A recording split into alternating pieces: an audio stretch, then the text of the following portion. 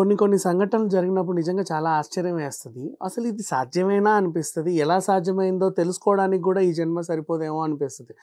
కానీ అది సాధ్యమే, అది జరిగింది అని నిజంగా నమ్మడానికి కూడా చాలా టైం పడతది. అలాంటి సంఘటనే జరిగింది. యూట్యూబ్‌లో అత్యధిక వ్యూస్ అంటే 800 మిలియన్ వ్యూస్ సాధించినటువంటి ఏకైక భారతీయ సినిమా. అది కూడా మన తెలుగు సినిమా. మన వాళ్ళ సినిమా. మన బోయపాటి సీను తీసినటువంటి సినిమా. బెల్లంకొండ వాళ్ళ అబ్బాయి హీరోగా నటించినటువంటి సినిమా. బెల్లంకొండ శ్రీనివాస్. 'జయ జానకి నాయక'. సో, పెన్ సంస్థ అనే ఒక సంస్థ దీన్ని ఏం చేసిందంటే హిందీలోకి డబ్ చేసి అలా యూట్యూబ్‌లో వదిలింది. అదేంటో తెలీదు విపరీతంగా కనెక్ట్ అయిపోయారు జనాలు దీనికి. ఒకరు కాదు, ఇద్దరు కాదు. 800 మిలియన్ వ్యూస్ అంటే త్వరలోనే 1 బిలియన్ వ్యూస్ సాధించొచ్చు కూడా హ్యాపీ. అంటే కొంచెం ఇది ఇలాగే కొనసాగుతా ఉంటాయి. నార్త్‌లో దీనికి బ్రహ్మరథం పట్టారు. విపరీతంగా ఆకట్టుకుంది. అది చూసే వివి నాయక్ దర్శకత్వంలో మన 'ఛత్రపతిని' మళ్ళీ రీమేక్ చేసి అది ఫెయిల్ అయింది. అంటే కనెక్ట్ అయ్యారు అంటే ప్రతిసారి కనెక్ట్ అవుతారని కాదు. ప్రతి సినిమాలోనూ ఏదో ఒకటి ఉండాలి. మరి ఇది చేసిన మ్యాజిక్ ఏంటో తెలీదు. దీంట్లో ఉన్న మాస్‌కి ఎలా కనెక్ట్ అయ్యారో తెలీదు. తెలుగులో కొద్దో గొప్పో ఆడిందే సినిమా. పర్వాలేదు, ఒక మోస్తరు హిట్‌గా అయితే నిలిచింది. But Rakul Preet Singh heroine and ఈ అబ్బాయి హీరో. అంత పెద్ద హిట్ అవుతుందని అసలు ఎవరు ఊహించలా. ఆ బీచ్ ఫైట్, రకుల్ ప్రీత్‌ని వీళ్ళు ఎత్తుకెళ్ళడము అండ్ డిఫరెంట్ క్యారెక్టర్స్ రావడం, ఎవరు విలనో ఎవరేంటో అర్థం కాక వీళ్ళని మించి ఒకరు, వాళ్ళని మించి ఒకరు, వాళ్ళని మించి ఒకరు, అట్లా ఒక టైప్ ఆఫ్ డిఫరెంట్ జోనర్‌లో సాగుద్ది. ఇన్నోసెంట్ క్యారెక్టర్‌లో అబ్బాయి చేశాడు.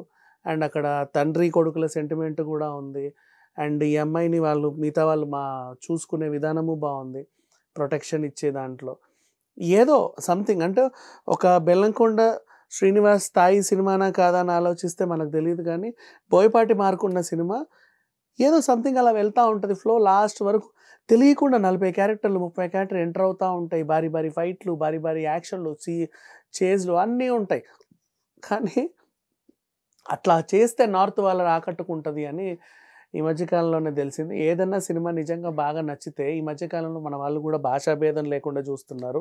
మన అభిరుచిని గమనించి ఓటీటీలో సినిమాలు రిలీజ్ చేసే సంస్థలు కూడా ప్రతి లాంగ్వేజ్‌ని రిలీజ్ చేస్తుంది. తెలుగుతో పాటు కన్నడ, మలయాళం, తమిళ్ ఇలా మల్టిపుల్ లాంగ్వేజెస్‌లో రిలీజ్ చేస్తున్నారు. అట్లా భాషా భేదం లేకుండా వేరే ఇతర భాషా సినిమాలు కూడా లైక్ మలయాళం సినిమాలు, తమిళ్ సినిమాలు మనం కూడా చూస్తున్నాము. చాలా సినిమాలకి అట్రాక్ట్ అయ్యాము. ఇకపోతే యూట్యూబ్‌లో అత్యధికంగా వీక్షించినటువంటి టాప్ 10 సినిమాల్లో 7 మన భారతీయ సినిమాలు ఉండడం విశేషం. అందులోనూ మన తెలుగు సినిమాలే 3 ఉండడం ఇంకా పెద్ద విశేషం అనమాట. అండ్ ఇప్పటివరకు మన యూట్యూబ్‌లో అత్యధిక మిలియన్ వ్యూస్ సాధించినటువంటి సినిమాలో మొదటి వరుసలో 'జయ జానకి నాయక' 800 మిలియన్స్ ప్లస్ ఇంకా దూసుకుపోతానే ఉంది. 772 మిలియన్ వ్యూస్‌తో కేజీఎఫ్ ఉంది. కాకపోతే కేజీఎఫ్ అది మనది కాదు. మన కన్నడ నుంచి వచ్చింది. అఫ్‌కోర్స్ తెలుగులో రిలీజ్ అయినప్పటికీ మనదేలే. ఎంత కాదన్నా సౌత్ సినిమానే. దాన్ని తీసి ఇప్పుడు ప్రశాంత్ నీల్ మన తెలుగు డైరెక్టర్ అయిపోయాడు. సరే, అదొకటి. దాని తర్వాత ఇంకా పెద్ద సర్ప్రైజ్ ఏంటంటే, ఇప్పటివరకు 'జయ జానకి నాయక' గురించి మాట్లాడుకుంటేనే మనం ఇంత సర్ప్రైజ్ అయితే, ఆ మూడో సినిమా గురించి చెప్తే నాకు నిజంగా కళ్ళు బైర్లు గమ్మాయి.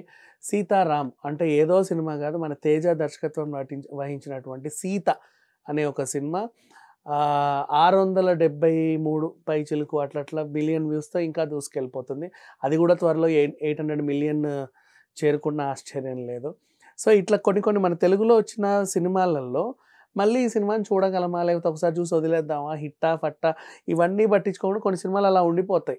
అట్లాంటి రేర్స్ అంటే ఆలోచనకు కూడా రానటువంటి, అంచనాలకు కూడా అందనటువంటి సినిమాలు నార్త్‌లో ఇంతింత పెద్ద సక్సెస్ అవుతుంటాయి. అండ్ నార్త్‌లో సక్సెస్ అవ్వడమే గాక యూట్యూబ్ హిస్టరీలోనే టాప్ 1, 2, 3లో ఉండడం.